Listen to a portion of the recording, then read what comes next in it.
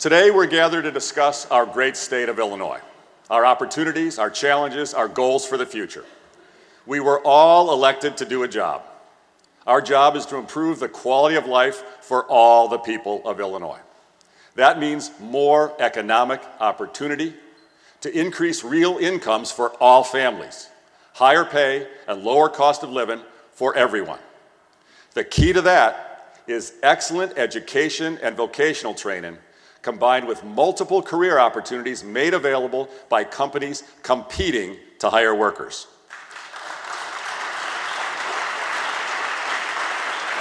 Illinois is a wonderful place. Our people, our work ethic, our sense of community, our dedication to helping each other, our commitment to giving back, absolutely extraordinary. It's what makes our state a great place to live. We have the hardest working people in America.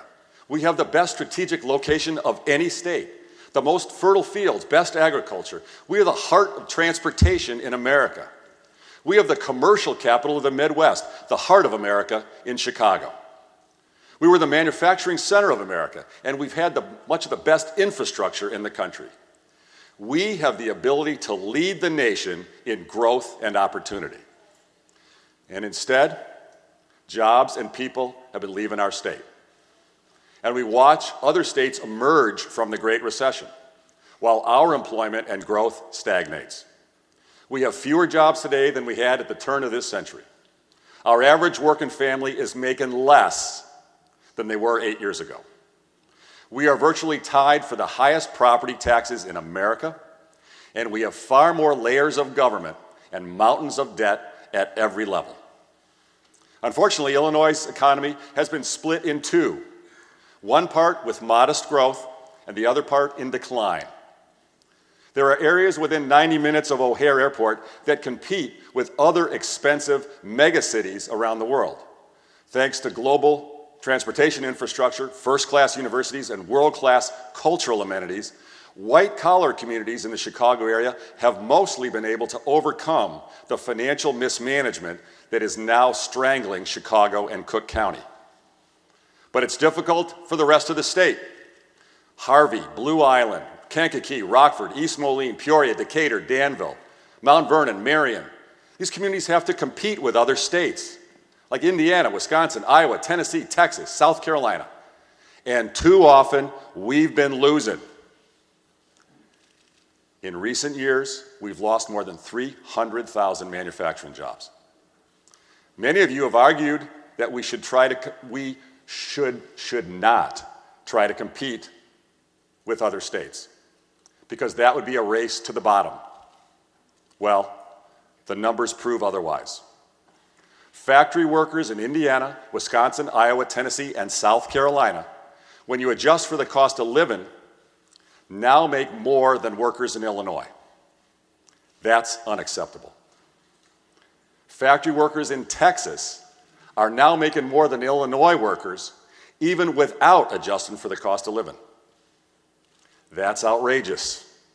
We should be kicking Texas' tail. But the numbers don't lie. We are losing the race for good-paying jobs. And as jobs have moved to other states, we have a smaller tax base and less money to invest in education, infrastructure, and quality of life here. Instead of letting Indiana and Texas take our workers, let's go compete and take their jobs.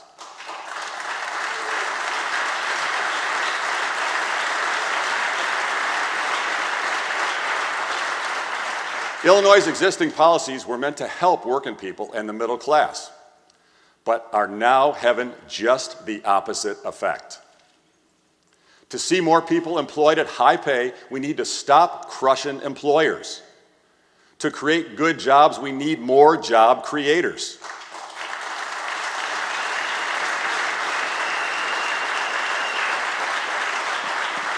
Now, I understand that union leaders and trial lawyers are putting pressure on you to keep the status quo. But if we don't offer a competitive environment for businesses, pretty soon the unions won't have any more jobs to unionize, and the trial lawyers won't have any more businesses to sue.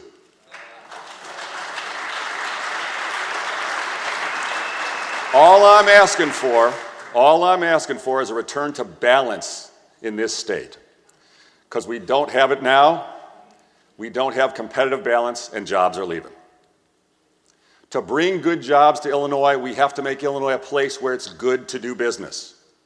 We must fix our workers' comp system, labor regulations, liability costs, and property taxes that make us uncompetitive and push job creators out. The cost of workers' comp is the biggest factor driving our job losses. If we simply aligned our workers' comp costs with those of a state like Massachusetts, which is hardly a bastion of conservatism, we can save state and local taxpayers over $300 million a year while protecting those who suffer workplace injuries and grow more careers at higher wages. Let's get it done.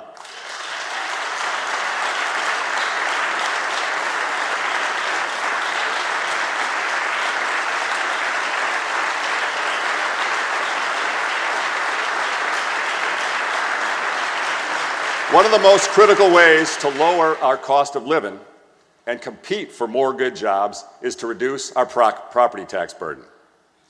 We have the second highest property taxes in the country. They're crushing homeowners and small business owners from one end of the state to the other. In many cases, people are paying more in property taxes over the course of living in their home than the original purchase price. That's ridiculous. The government should not be making more off a home than its owner.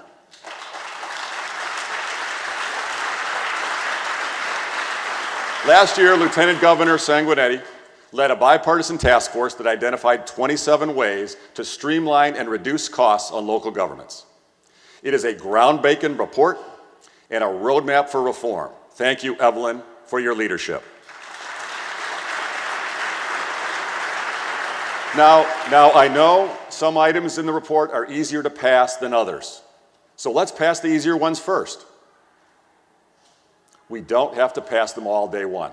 We do need to get started on consolidation and mandate reduction right now. The families of Illinois are tired of waiting. To create true long-term property tax relief for our taxpayers, we've got to give local governments a way to control their costs. Some have said local control is impossible, and yet many in this chamber have embraced it before, voting repeatedly to give Chicago more control in its contracting and collective bargaining rules.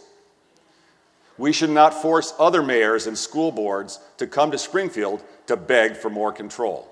Let's give local control now so homeowners can afford their houses and our communities can compete for jobs with neighboring states that have far lower property tax burdens. Reducing our tax burden is not only about taxpayers and their property taxes, it's also about citizens and their government. Like it or not, there's a serious deficit in public trust when it comes to government in Illinois. That's true, it's true, unfortunately. Citizens don't trust their government, and businesses don't either. We pay for this trust deficit in lost economic growth, victims of a widely held perception that everything in Illinois is lobbyist tested, special interest approved. We need to regain public trust. We need to restore employer confidence that Illinois is a safe place to do business, so they will invest more here, grow in more high-paying jobs, and expanding our tax base. That starts with fundamental changes, term limits, and redistricting reform. The people of Illinois deserve the chance to vote on term limits. The state Supreme Court made it clear that it takes legislative action to put term limits on the ballot. This is the year to make that happen.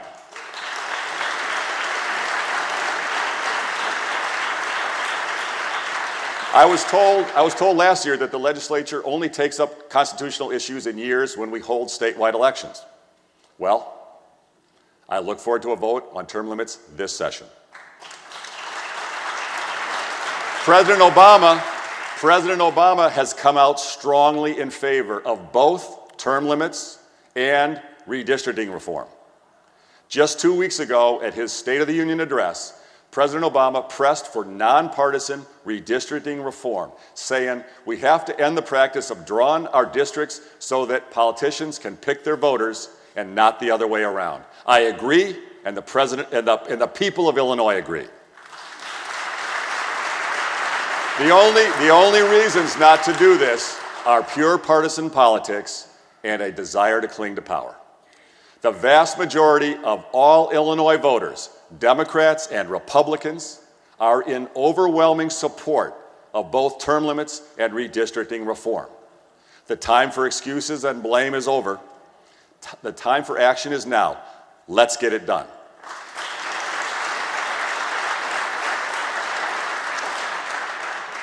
Change is hard. Reform is difficult. But we can't just raise taxes again. We know that doesn't work. While the 2011 tax hike was in place, our credit rating was downgraded 5 times. We barely made a dent in our bill backlog. State support for schools was cut. Our unfunded pension liabilities went up $28 billion, and our economic growth fell to half the national average. Raising taxes without improving our ability to compete will not help the people of Illinois, and in fact, it will make things worse.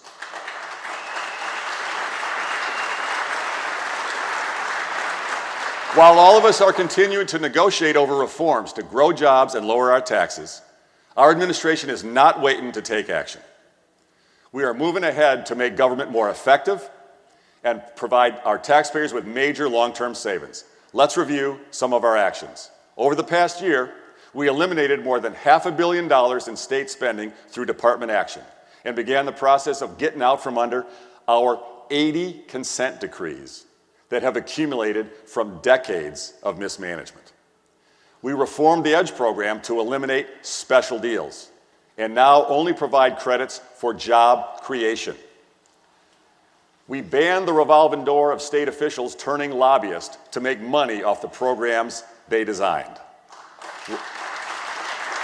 We began a comprehensive review of Illinois police procedures and other states' best practices for handling use of deadly force between officers and community residents. We began the process to sell the Thompson Center. We implemented fraud reduction efforts that prevented $188 million in improper unemployment insurance claims. Under Director Felicia Norwood, we took action at HFS that will net state taxpayers more than $250 million, improving redetermination and right-sizing the entities providing care coordination. Thanks to the leadership of Director George Sheldon, DCFS is producing better outcomes for children while saving taxpayer money by moving more children from shelters to foster homes. These efforts by Directors Sheldon and Norwood are only the beginning of a complete transformation of the way we provide health and human services here in Illinois. Historically, it's a big deal. It's a big deal. Historically, the state has spent most of its resources, tens of billions of dollars, on a broken patchwork of reactive, expensive, and ineffective interventions. After decades of such uncoordinated spending, Illinois residents are sicker and no better educated, while some of our most vulnerable communities suffer from unconscionable levels of unemployment, violence, and incarceration. Our transformation puts a strong new focus on prevention and public health, pays for value and outcomes rather than volume and services, makes evidence-based and data-driven decisions, and moves individuals from institutions to community care to keep them more closely connected with their families and communities. Now, I know many of you have been working on these issues for years. I ask for your support. Together, we can finally bring Illinois up to par with the best-run states, helping make us far more compassionate without dramatically increasing costs, and in some cases, reducing costs.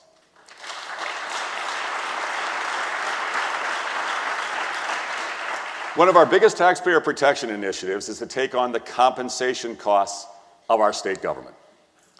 Most of our state employees are terrific, hardworking public servants. They deserve to be well paid and receive higher compensation in the future. But it should be based in part upon higher productivity and shared benefit in taxpayer savings rather than just seniority. Unfortunately, the compensation demands being made by AFSCME leaders are out of touch with reality. Adjusted for the cost of living, we already have the highest paid state employees in America. Undeterred and unashamed, AFSCME is demanding $3 billion more in overall compensation. That $3 billion should go into our schools and human services, not into our government bureaucracy.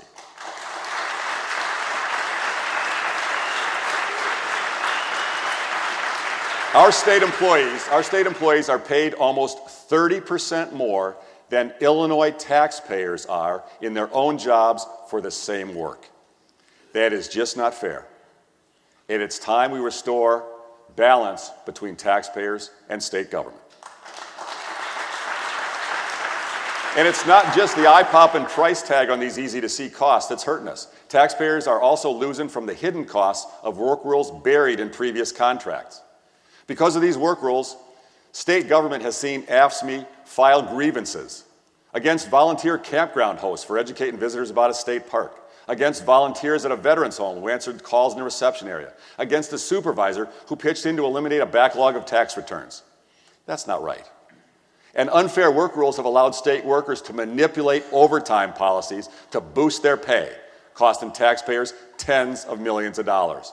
We've paid $22 million in overtime for the 15-minute roll call that occurs at the beginning of shifts.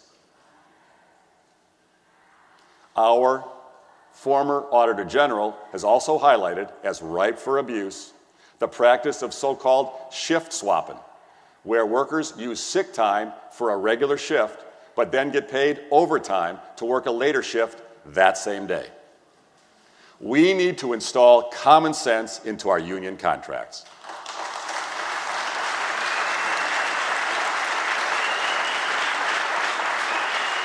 One of our most critical actions we can take to save taxpayers billions of dollars while offering state workers a fair deal that protects their retirement is to enact constitutional pension reform.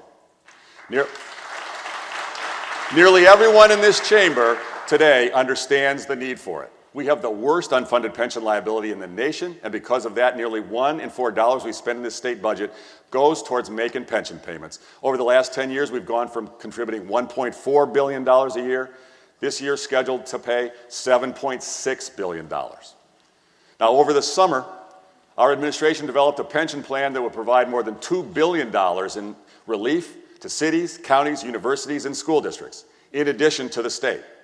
And while it remains my hope that the General Assembly is interested in providing more comprehensive help to every community, we cannot wait any longer to help the state. So, as a first step toward bipartisan compromise, President Cullerton and I have agreed to support his pension proposal that will save $1 billion a year from 4 of the state pension plans. I have instructed administration attorneys to work with the Senate President's staff to finalize language as soon as possible. When they do, I urge both chambers to pass it without delay.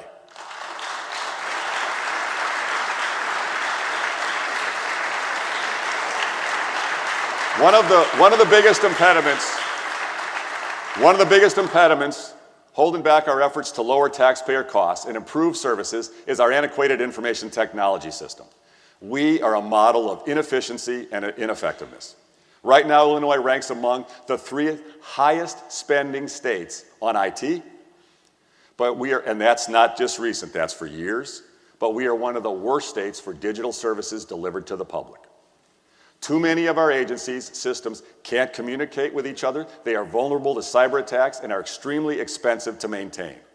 Illinois state government needs a digital revolution, and this week I created a secretary-level position to see this mission through.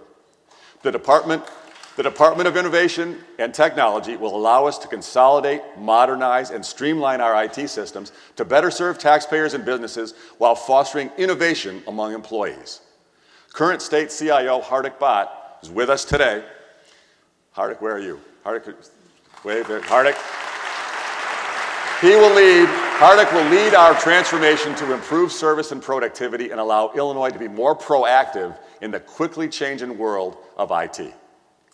Now, it's not just in IT where we need to make Illinois government faster and more responsive. Our Department of Commerce and Economic Opportunity is hampered by red tape and a slow bureaucracy that makes business development and job recruitment more difficult. Other states have moved to public-private partnerships to boost economic development efforts, while Illinois has stood still. Last year, we introduced legislation to create a P3, but it stalled in the legislature. This year, we will move forward with a revised version that will laser focus on sales, marketing, and customer service to increase our competitiveness for job creation and investment. This morning, the Illinois Business and Economic Development Corporation filed articles of incorporation with the Secretary of State, the first step towards bringing our economic development efforts into the 21st century. In the days ahead, I will be signing an executive order formally establishing our collaboration. Now, to save taxpayers' money, we must also change the way we buy our goods and services. In order to counter the procurement system abuses of prior governors, and we all know who they were, the General Assembly passed the 2009 Procurement Reform Law.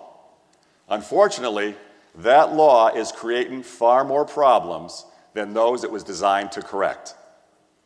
The law more than tripled the time it takes to complete an RFP process, taking the process from 2 or 3 months to 9 to 12 months.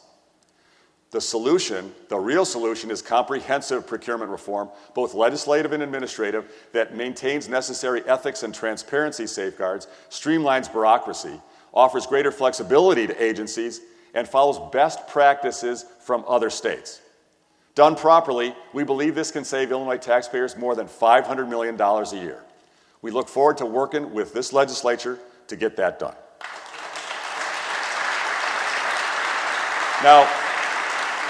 Now let's talk about one of the most significant transformations underway in our administration. Last year, we created a bipartisan commission led by our Director of Public Safety, Roger Heaton, to propose reforms to our criminal justice system.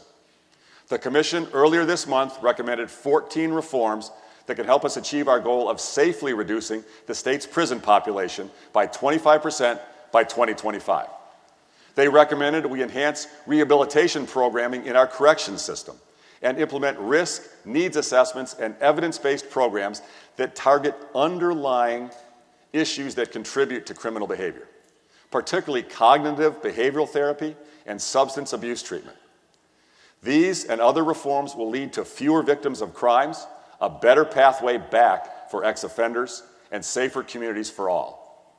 State Senators Michael Connolly, Karen McConaughey, Michael Nolan, and Kwame Raoul, and Representatives John Cabello, Scott Drury, L.G. Sims, and Brian Stewart served on the Criminal Justice Reform Commission. Thank you all for your hard work on this critical issue. With your help, let's pass your recommendations into law this year.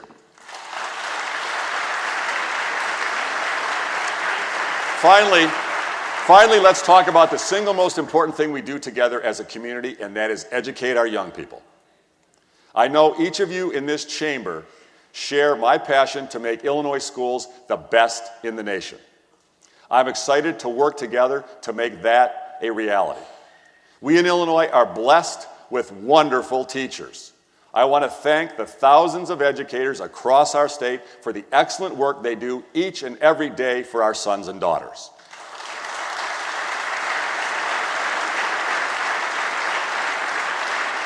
The key to rising family incomes, more high-paying jobs, and a better life for everyone in Illinois is to have a high-quality, fully integrated education system from cradle to career.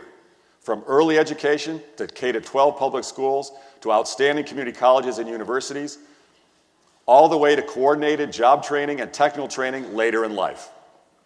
To drive that result, we are committed to eliminating wasteful bureaucracy, putting more money into our classrooms, freeing up our teachers to teach, and holding our schools truly accountable for results. We have 10 long-term goals. This legislative session, we will begin. Number one, we want to work closely with President Cullerton to significantly increase state support for education, focusing our additional resources more on low-income and rural school districts so we can provide high-quality classrooms in every community without taking money away from other districts.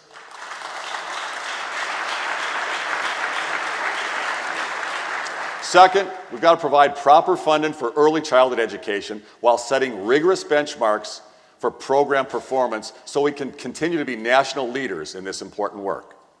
Third, we need to give school districts more flexibility when it comes to bargaining, contracting, and bidding to save taxpayers money while enabling districts to pay higher teacher salaries. Fourth, let's empower our universities and community colleges to reduce their administrative costs, their work rules, pension liabilities, unfunded mandates, and then offer additional financial support to those schools that show real progress in putting more resources in the classroom where it belongs. Let's support more partnerships between high schools, community colleges, and local employers so that our young people who are not going to university can receive the training to step into good paying careers beginning in their teenage years. Sixth priority is to develop a comprehensive, consistent, objective student growth measure, not necessarily based in the PARCC system, so we can track our students' progress in each grade towards college or career, holding our schools accountable for results while eliminating unnecessary testing and bureaucratic mandates. Let's support programs that create more quality school choice options for low-income children stuck in failing schools. Let's create new quality schools of choice for our disconnected youth as a way to get them back in school. We can consolidate the majority of our councils and task forces under the P20 and early learning councils in order to decrease the bureaucracy, increase high-quality outcomes for our learners, and improve the coordination of these working groups. And finally, number 10, this year we'd like to create a cabinet on children and youth so we can better align our health and human services with our cradle-to-career education initiatives in order to provide higher quality, fully integrated services for our young people. Now this education agenda is bold and transformative. Change is difficult. But by working together, we can make it a reality. The people of Illinois deserve nothing less than the best education system in America.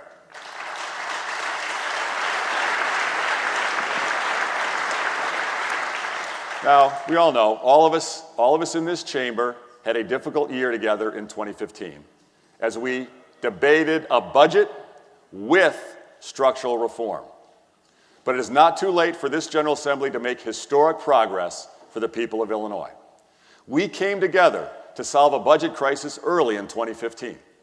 We came together to improve our unemployment insurance system, benefiting employers and workers alike. We came together to pass historic criminal justice reforms and much-needed police reforms.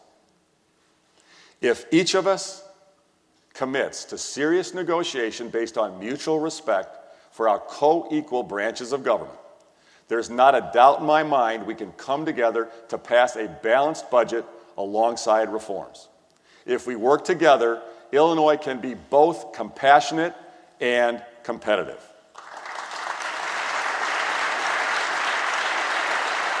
I'm convinced there is a way we can build the economic growth of states like Texas with the heart and compassion of states like Massachusetts. In fact, in deep blue Massachusetts, Democrats passed collective bargaining reform for local governments to save their taxpayers hundreds of millions of dollars. They figured out how to make workers' compensation costs half of ours. And they put in rigorous student growth measures to hold their schools accountable for results. Our job in this Capitol is to improve the lives of all the people of Illinois through more economic opportunity, better educational opportunity, and more value for their hard-earned tax dollars.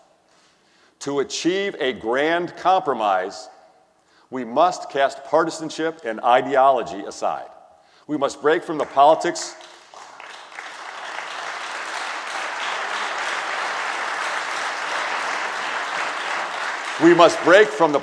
of the past and do what is right for the long-term future of the state.